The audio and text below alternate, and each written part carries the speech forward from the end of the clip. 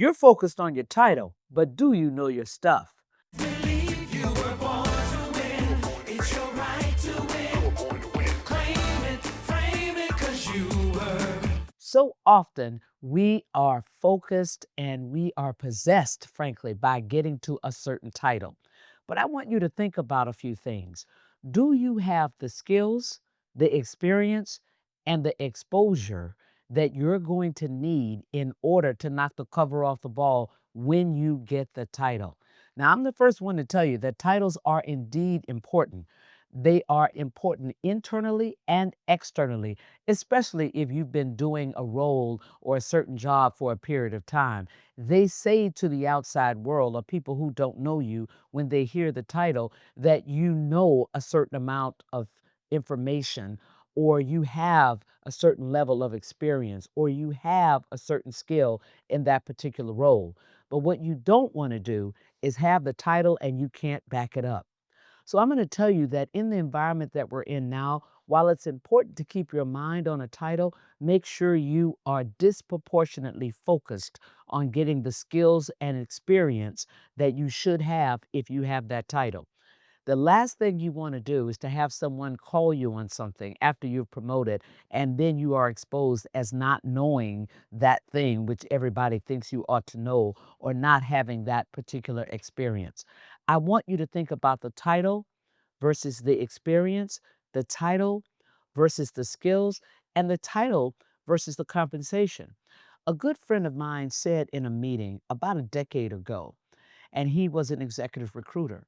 He said, I always know that there's something up about a person's candidacy when they tell me that their title in the role that they're in now is the executive vice president of blah, blah, blah, blah.